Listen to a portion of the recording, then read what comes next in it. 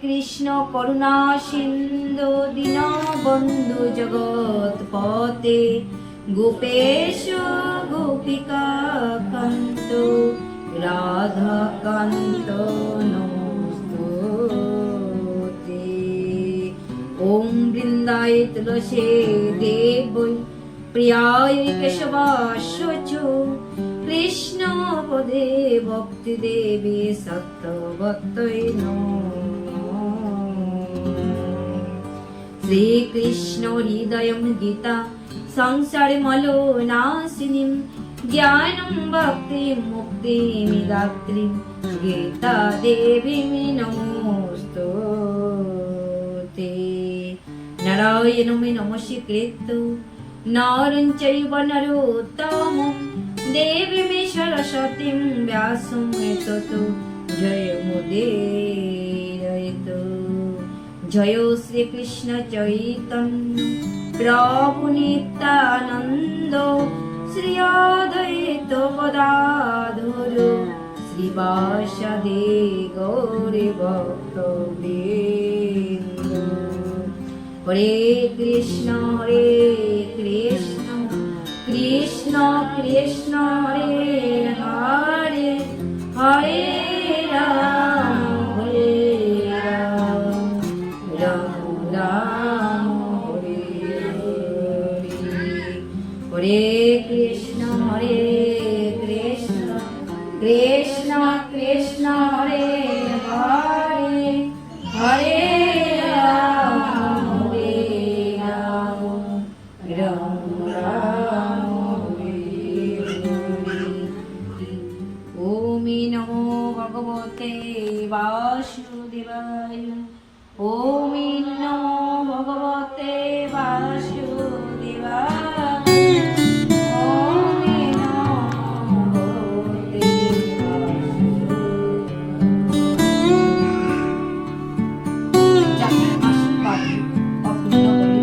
এই অকৃতি অদ্ভুতি শ্রীকৃষ্ণ চিন্তনে সমগ্র হইয়াছে।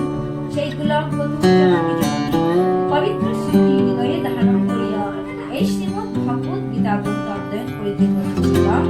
দয়াময়ী তুমি জানো। ওম শ্রী শ্রী কৃষ্ণ নমঃ। ওম শ্রী শ্রী কৃষ্ণ নমঃ। ওম শ্রী শ্রী কৃষ্ণ নমঃ। এই শ্রীমদ্ ভগবত গীতা স্বয়ং ভগবানের উপদিষ্ট বাণী। আর এই শ্রীমদ্ ভগবত গীতা অধ্যয়ন করিতে আমার অবশ্যই ভুল ভ্রান্তি হইতে পারে। সাধুগুরু বৈষ্ণবগণের রাঙ্গারাতুল শ্রীচরণে আমার এই শ্রীমদ্ ভগবত গীতা গ্রন্থ অধ্যয়ন করার জন্য আপনারা কৃপায়িত হয়ে আমার মতো অদমকে আশীর্বাদ করবেন, যেন আপনাদের নিকট শ্রীমদ্ ভগবত গীতা অধ্যয়ন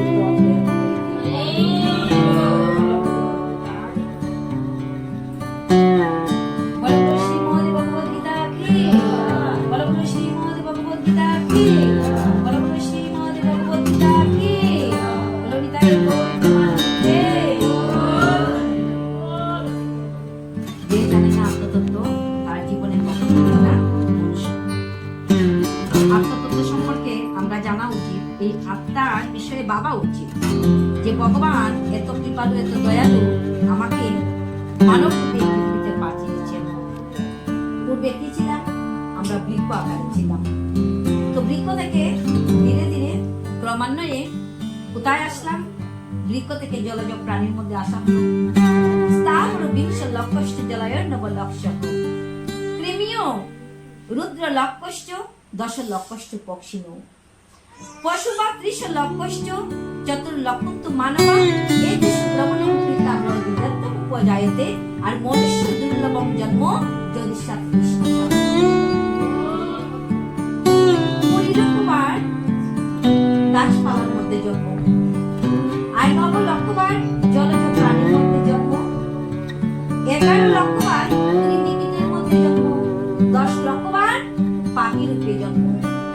দুটি ডানা দিয়ে দুটি পা দিয়ে দুটি ডানা দিয়ে মুক্ত আকাশে উড়ে আমরা ভ্রমণ করেছি। আর গাছের ডালে বাসা বেঁধেছি। কতটুকু পরিশ্রম আমরা করেছি আমাদের এই জীবনে, সেই পরিশ্রম সেই দুঃখের কথা আজ মানব জন্ম পাইয়া সেই দুঃখের অবসান হয়ে গেল। হরে কৃষ্ণ। দুঃখের অবসান ঘটেছে। তারপর আমরা কোথায় আসলাম? তারপর আমরা পশু বা কৃষ্ণ পশুগুলোর মধ্যে জন্মলাভ করিতে করিতে অন্তিম জনম আমাদের গোজনম। বিরূপ জনমে দুঃখ দ্বারা ভগবানের সেবা করিয়াছি, ঘৃত পালন করে দিয়েছি, এই ঘৃত দ্বারা গোবিন্দের সেবা হয়েছে, তখন এই গোজনম থেকে উদ্ধার পাইয়া এই দুর্লভ মানব। তাহলে কত কষ্ট। তো বলছে এই দুর্লভ মানব জনম পাইয়া এই সাধুগুরু বৈষ্ণবের সঙ্গ যদি না করিতে পারি, সাধু সঙ্গ সর্বসংশয় কয়, লবমাত্র সাধু সঙ্গে সর্বসিদ্ধি হয়। কিঞ্চিত মাত্র সময় যদি সাধু সঙ্গ আমরা করিতে পারি, সাধুগুরু বৈষ্ণবের সঙ্গ করিতে পারি, তবেও আমাদের এই জনমটা ধন্য হয়। এই জন্য 14 লক্ষ তো মানবা, 4 লক্ষ বার মানব জন্ম, কিন্তু কলির যুগে মাগো 4 লক্ষ বার নাও হতে পারে। কি করে? ধর্মকে হাতে করো কাম, আমরা মুখে বলবো হরি, আর অনায়াসে হয়ে যাব এই ভবসিন্ধু পার। সবসময় আসবো, গৃহকর্ম করব, আর মুখে নাম করব। হাতে কর্ম করব, কিন্তু মুখে তো কর্ম করছে না। মুখে নাম বলতে কোনো অসুবিধা নেই। হাতে সকালে বাসন মাজবো, বাসন মাজতে মাজতে হরে কৃষ্ণ কৃষ্ণ কৃষ্ণ হরে হরে, হরে রাম রাম রাম মনে মনে জপ করা হয়ে গেল। তো আমরা কি করতে পারি? আমরা মানসিক ভাবেও আমরা গোবিন্দকে সেবা করি, মন দিয়ে সেবা করি। ধীরে ধীরে ধীরে ধীরে যুগের পরিবর্তন আসবে। তো এই জন্য যুগ নির্মাণ যোজনার সৎ সংকল্প, আমরা আজকে সংকল্প করব, দেখি আমরা পরিবর্তন আনতে পারি। এই যুগ নির্মাণ সৎ সংকল্পকে পূজা, জপ ইত্যাদির শেষে নিত্য পাঠ করা উচিত। এর সাহায্যে কেবল নিজের জন্য শ্রেষ্ঠ যাপন করার অনুপ্রেরণা লাভ করাই নয়, শুধু নিজের জন্য নয়, সবার জন্য, যাহাতে সবার মঙ্গল হয়, সবার পরিবর্তন হয়, সেই দিকে আমরা দৃষ্টি নিক্ষেপ করব। একই সাথে মিশনে আত্মার প্রতিও একাত্ম বোধ জেগে একজন একটি শ্লোক পাঠ করবেন, আর সকলে সমস্বরে তার পুনরাবৃত্তি করবেন। পুনরাবৃত্তি আমি বলবো, আমি জপ করবো, তৎসঙ্গে আপনারাও জপ করবেন। হরে কৃষ্ণ। তো প্রথম শর্ত হচ্ছে আমরা ঈশ্বরকে সর্বব্যাপী ন্যায়কারী রূপে বিশ্বাস করে তার অনুশাসনকে নিজেদের জীবনে ধারণ করব। আমরা কি করব? প্রথমে আমরা ঈশ্বরকে সর্বব্যাপী, আমার অন্তরে যেমন ঈশ্বর আছে, আপনার অন্তরে ঈশ্বর আছে, এই আসরের প্রত্যেকের অন্তরে একই ঈশ্বর বিরাজমান। পরমাত্মা রূপী ভগবান এই আসরে যতজীব বসে আছে সকলের অন্তরে বিরাজমান।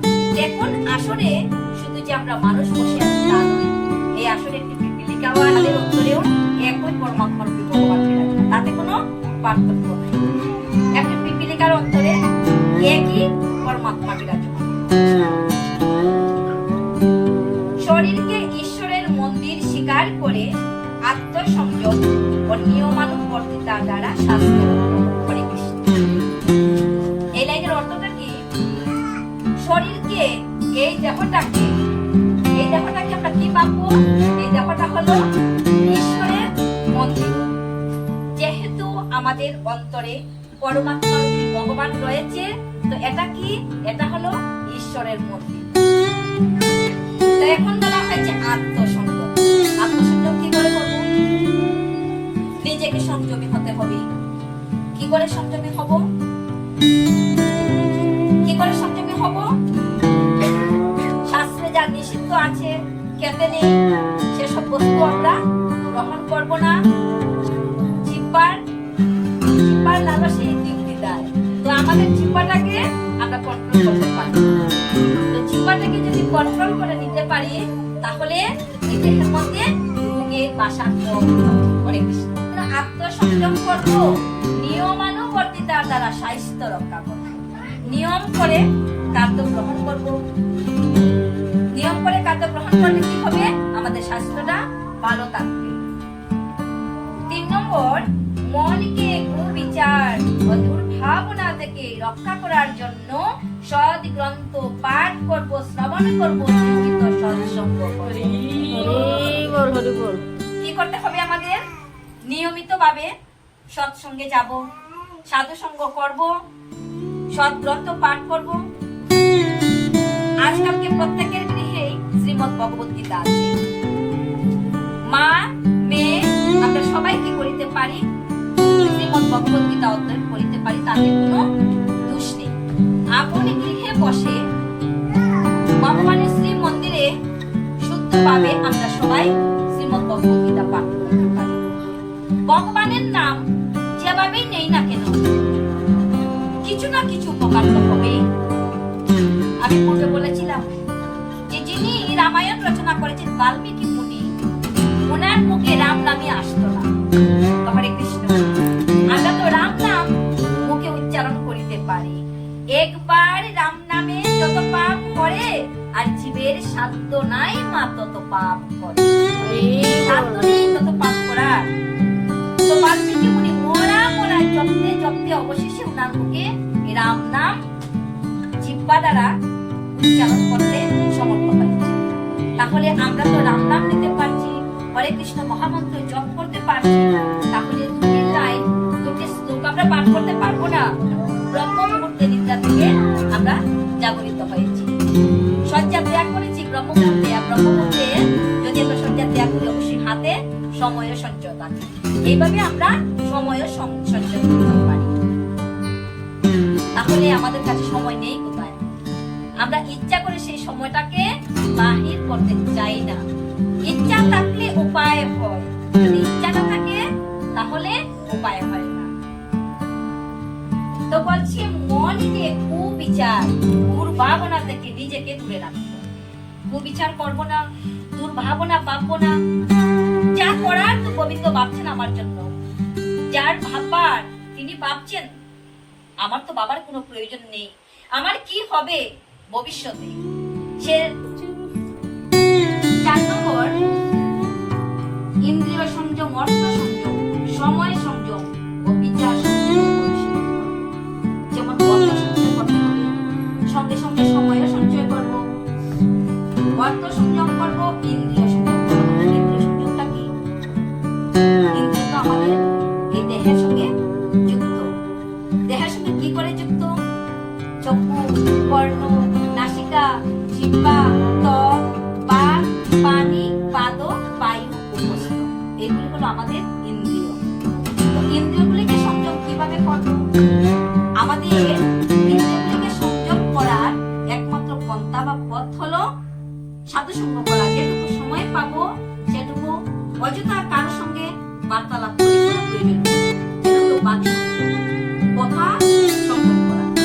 আমি অযথা কারোর সঙ্গে মুখ দিয়ে ও পাশের ঘরে কি হলো, পাশের মেয়ে কি করলো, এই চারটি কথা লাইন বাড়িয়ে লাভ নেই। তার চেয়ে আমার আপন গৃহ থেকে আমি হাতে মালা নেই, ঠিক আছে, আমি পরে হরে কৃষ্ণ মহামন্ত্র জপ করতে আরম্ভ করবো। আমার কাছে সময় আছে, সময় বেঁচে গেছে। আর যদি মালা থাকে তাহলে কোনো কথা নেই, মালাই আমার জীবন শক্তি। মালা নিয়ে আমি জপ করতে বসবো। অযথা সময় ব্যয় করে কোনো লাভ নেই, অযথা সময় নষ্ট করার কোনো প্রয়োজন নেই। যে সময় চলে যাবে, সময়ে চলিয়া যায় নদীর স্রোতের প্রায়। নদীর স্রোত যেমন এক জায়গায় স্থির থাকে না, ঠিক তদ্রূপ আমাদের জীবনের বেলাও নদীর স্রোতের মতো চলে যায়। আমাদের আগের দিন কি ফিরে আসবে? কখনো ফিরে আসবে না। যাচ্ছে দিন আর কখনো ফিরে আসবে না। সেই জন্য যেটুকু জীবনের বেলা রয়েছে এই অন্তিম সময়টুকু আমাদের যেন সৎ সেবায় লাগে, সৎ কার্যে লাগে, ভগবানের সেবায় লাগে। আমাদের এই দেহটা, আমাদের এই জনমটা, সেই দিকে আমরা সর্বদা চেষ্টা রাখবো। অযথা বার্তালাপ করে, অযথা চক্ষুকে বলবো কুবস্তু দেখবি না, কর্ণকে বলবো কথা শুনবি না, আর মুখকে বলবো কথা বলবি না। মত করতি বা চলম পঙ্গলতয়তে গিরিম যতি কৃপাত মহামন্তে পরমানন্দ মাধব। যদি পরমানন্দ মাধবের যত কিঞ্চিত মাত্র কৃপা হয় তাহলে এই যে কথা, যার বাক শক্তি নেই সেও কথা বলিতে পারে, আর অন্ধ নয়ন মেলিয়া দেখিতে পায়, পঙ্গু বড় বড় পর্বত লঙ্ঘন করিয়া বৈকুণ্ঠেতে যায়। পঙ্গু লঙ্ঘয়তি যত কৃপাৎ মহং পতে পরমানন্দ মাধবম। যদি প্রাণ গোবিন্দের যত কিঞ্চিৎ মাত্র কৃপা করে, নিজেকে সমাজের এক পবিত্র অঙ্গ মনে করো এবং পরোপকার করলে নিজের মঙ্গল হবে। পরের উপকার করলে কি হবে? নিজের মঙ্গল হবে। আর আজকে 5 নম্বর আমরা ব্যাখ্যা করতে লাগি, তাহলে আমাদের সেই সময় আমাদের হয়ে যাবে। তো আমরা যে এই 5টি সূত্র শ্রবণ করলাম, এই 5টি সূত্রই যদি আমরা এই জীবনে ধারণ করতে পারি, তাহলেও খানিকটা আমাদের পরিবর্তন আসবে, নিশ্চিত পরিবর্তন আসবে। গীতার 33 নম্বর শ্লোক। সাংখ্য যুগ। সাংখ্য শব্দের অর্থ জ্ঞান, জ্ঞান, আত্মতত্ত্ব সম্পর্কে জ্ঞান। শ্লোক নম্বর 33।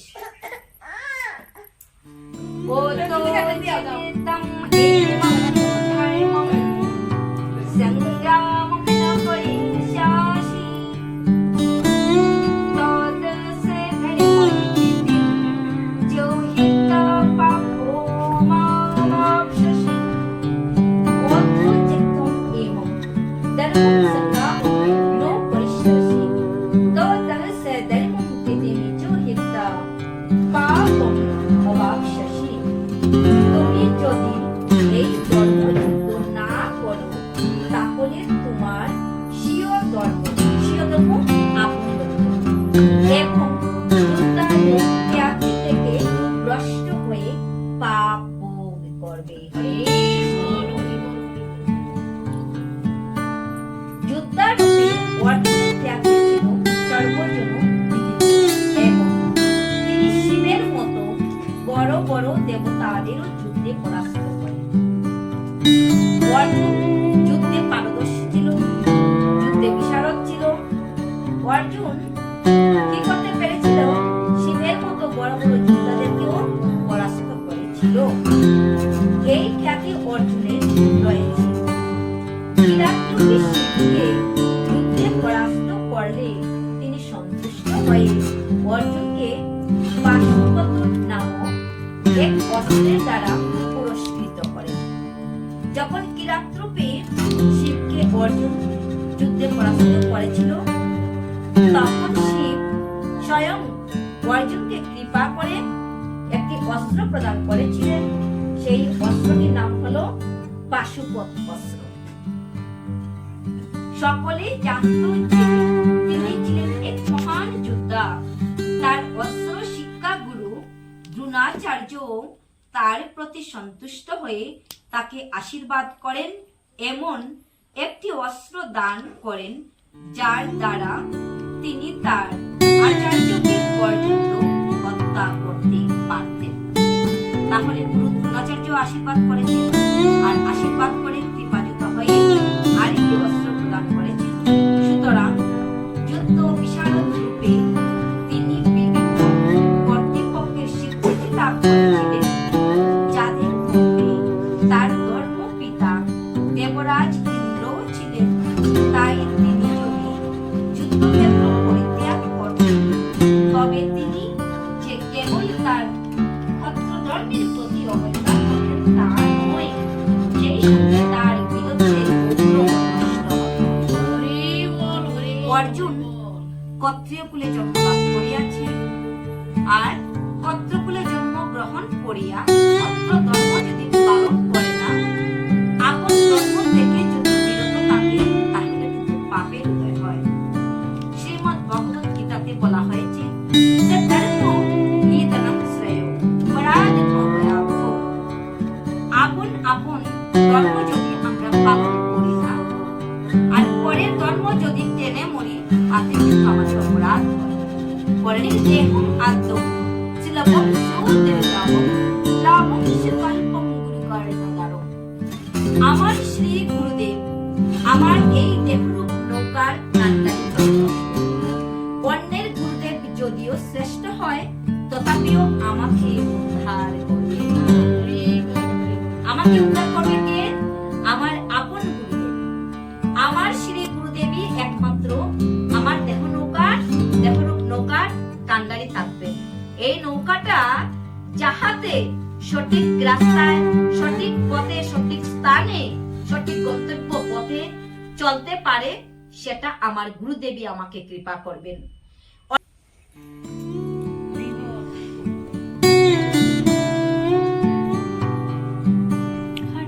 যুদ্ধ করার জন্য অর্জুনকে নরকে যেতে হতো না, বরং যুদ্ধ না করার জন্য তাকে নরকে যেতে হতো। শ্লোক নম্বর 34।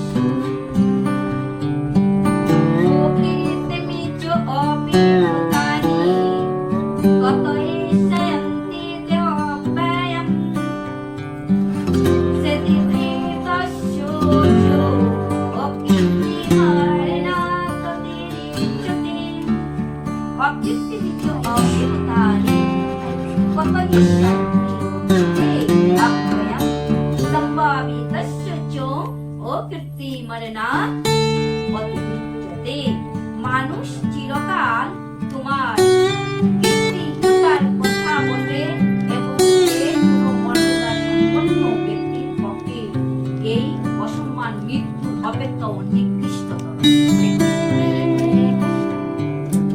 মানুষ চিরকাল তোমার কীর্তিহীনতার কথা বলবে। কাকে বলছে? অর্জুনকে বলছে। কে বলছে? প্রাণ বলছে যে হে অর্জুন, তুমি যদি তোমার ধর্মকে তুমি পালন না করো, তুমি যুদ্ধ থেকে নিরস্ত্র হয়ে তুমি বিদ্যাকে গ্রহণ করো, তাহলে তুমি যতদিন বেঁচে থাকবে ততদিন লোকে শুধু তোমার এই অকৃতির কথা ঘোষণা করে বেড়াবে। যে অর্জুন দেখেছিলাম বিশারদ ছিল, কিন্তু কুরুক্ষেত্রের যুদ্ধস্থলে এসে সেই কুরুক্ষেত্রের যুদ্ধ থেকে পলায়ন করছে। অকৃতি ঘোষিত হবে। এই জন্য এই অকৃতিটা হলো মৃত্যুর সমতুল্য। তাহলে আমার উপদেশ হলো যুদ্ধে প্রাণ ত্যাগ করাই ভালো। যুদ্ধে যদি প্রাণ ত্যাগ করো, রাজা এই কুরুক্ষেত্র যুদ্ধ ভূমিটা তিনি তৈরি করে রেখে গেছেন। তিনি প্রার্থনা করেছিলেন এই কুরুক্ষেত্রের রণভূমিতে সম্মুখ সমরে যে যোদ্ধা প্রাণ বিসর্জন হবে তার বীর গতি প্রাপ্ত হবে। অনায়াসে সে কোথায় চলে যাবে? অনায়াসে সে স্বর্গে চলে যাবে। করোনা সুখ করোনা, শুধু তুমি আমার অনুগত হয়ে তুমি যুদ্ধ করো, আর এই যুদ্ধের জন্য আমি তোমাকে আদেশ করছি। সেই জন্য এই ধর্ম যুদ্ধে তোমার পাপের লেশ হবে। ধর্মযুদ্ধ করার জন্য ভগবান যাকে নির্দেশ করছেন সেই যুদ্ধে অর্জুনের কখনো পাপ হবে না। কিন্তু আমরা যদি সেই হিংসাত্মক কাজে ব্রতী হই, সেটা ভগবান আমাদেরকে আদেশ করছে না, আমাদের কিন্তু পাপ হবে। আর যেহেতু ভগবান অর্জুনকে আদেশ করছে, এই ধর্মযুদ্ধটা ভগবানের ইচ্ছা হচ্ছে, কারো ইচ্ছা নয়। ভগবানের কৃষ্ণ শান্তির দূত সেজে দুর্যোধনের রাজসভায় উপস্থিত হয়েছিল, আর দুর্যোধনের কাছে পঞ্চ পাণ্ডবের জন্য 5টি গ্রাম চেয়েছিল। শুধু 5টি গ্রাম দিয়ে দাও হে দুর্যোধন পঞ্চ পাণ্ডবদের জন্য। কিন্তু এই স্থানে শান্তির দূত সেজে দুর্যোধনের সভায় ভগবান কৃষ্ণ। দুর্যোধন কি বলেছিল কৃষ্ণের প্রত্যুত্তরে? যে বিনা যুদ্ধে সুচাগ্র ভূমি আমি দান করিব না। আমি যুদ্ধ বিনা সুচাগ্র ভূমি আমি দান করব না। আমি কি চাই? যুদ্ধ চাই, যুদ্ধ। তো আমরা ভাবি এই কুরুক্ষেত্রের যুদ্ধ দুর্যোধনের মাধ্যমে হয়েছে, না, কখনোই নয়। এই যুদ্ধ হয়েছে ভগবানের ইচ্ছা অনুযায়ী। পাপে পরিপূর্ণ বসুন্ধরা, এই বসুন্ধরাকে কি করে পাপের ভার হালকা করবে সেদিকে দৃষ্টি ছিল ভগবানের। এই জন্য ভগবানের পরিকল্পনা অনুযায়ী দুর্যোধনের পরিকল্পনা তখন কি করেছিল কৃষ্ণ, যেহেতু শান্তির দূত, কৃষ্ণকে তো পূজন করাতে হবে।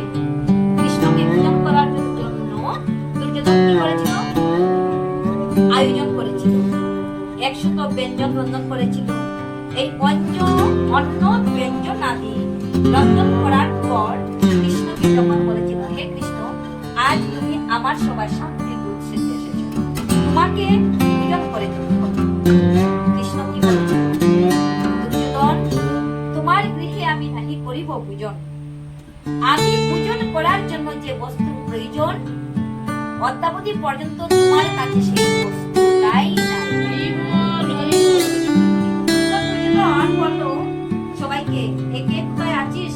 আমার রাজ ভান্ডার থেকে টাকা নিয়ে সবাই বাজারে যায়।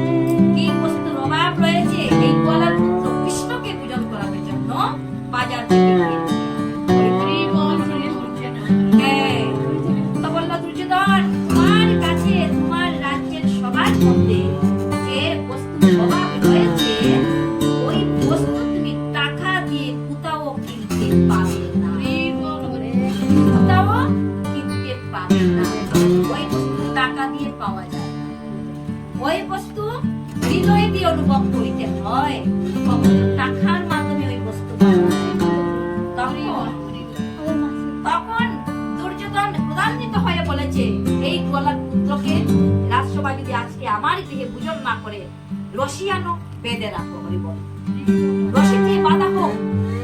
কৃষ্ণকে বাঁধার যখন চেষ্টা করেছিল, দুর্যোধন জানতো গোয়ালার পুত্র কৃষ্ণ, কিন্তু কৃষ্ণ যে এই বিশ্বের বিশ্বেশ্বর, এই পুরো সংসারের মালিক, এই পুরো সংসারের পিতা, দুর্যোধন কখনোই সেটা জানতো না।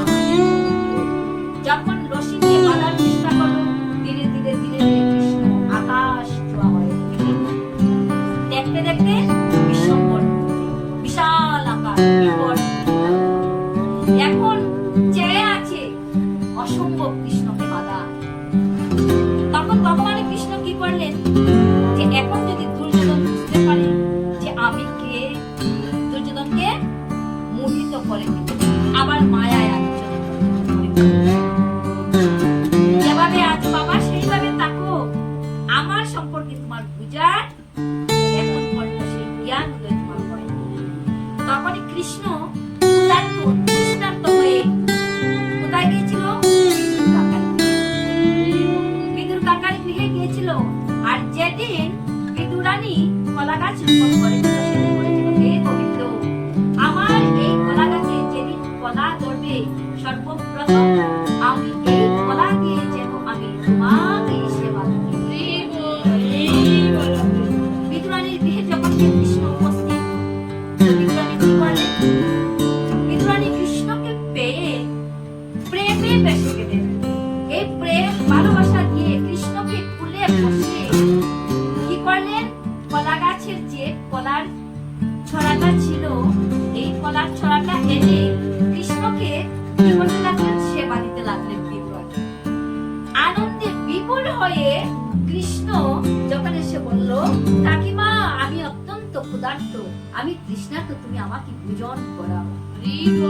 ওই কলা এনে বিদুরানী প্রেমে আকুল হয়ে, তার বাহ্যিক জ্ঞান ছিল না, বাহ্যিক জ্ঞান না থাকার কারণে কৃষ্ণকে কলার সারটা ফেলে দিয়ে কলার বাকলটা বিদুরানী খাওয়াচ্ছে। তখন কে আসলেন? বিদুর যখন এসে দেখলেন বিদুরানী কি করছে, প্রেমে, অত্যধিক প্রেমের আনন্দ হয়ে সে সার বস্তু ফেলে দিয়ে বাকলে কৃষ্ণর মুখে তুলে ধরছে, বাবা কৃষ্ণ কলা খাও। কৃষ্ণ অন্তর দিয়ে যা দেয়, ভালোবেসে প্রেম দিয়ে, তাই কৃষ্ণ গ্রহণ করে। আমার বিদুরানী প্রেম ভালোবাসা দিয়ে কৃষ্ণকে কলার খোসাটা খাওয়াচ্ছে আর সারটা ফেলে দিচ্ছে। আর কৃষ্ণ সেই অন্তরের প্রেম ভালোবাসা দিয়ে যা খাওয়াচ্ছে বিদুরানী তাই গ্রহণ করছে। এমন সময় হঠাৎ করে এসে বিদুর দেখলেন কি করছে বিদুরানী? কলার সার ফেলে দিয়ে কলার খোসা খাওয়াচ্ছে। কি করছো তুমি? কলার সারটাই তো ফেলে দিয়েছো, আর তুমি বাকলটা খাওয়াচ্ছ কৃষ্ণকে। তখন বিদুরানীর বাহ্যিক জ্ঞান ছিল না, জ্ঞান ফিরে এলো। ফিরে দেখাতে কি করছে? কৃষ্ণকে তো আমি কলা খাওয়াচ্ছি না, কলার বাকল খাওয়াচ্ছি। এটা হলো প্রেম, এটা হলো অন্তরের প্রেম। তখন কৃষ্ণ বলল, কাকা, এ তুমি কি করছো?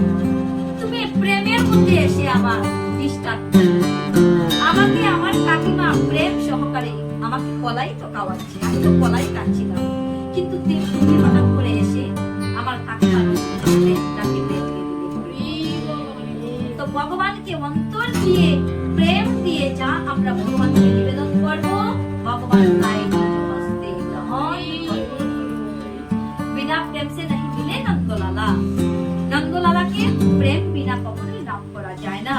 এই প্রেম দিয়ে যদি আমরা ভগবানকে যা কিছু নিবেদন করি, পত্রম পুষ্পম ফলম তো जो मे भक्ता प्रयुज्यते तदहं भक्तो परितं अस्नामि प्रजतात्तनो। কৃষ্ণকে ভালোবেসে জল, তুলসী পত্র আর একটি ফল দিয়ে যদি গোবিন্দ বলিয়া প্রেম পূর্বক ভাবে নিবেদন করি, ভক্তের মনের বাসনা ভগবান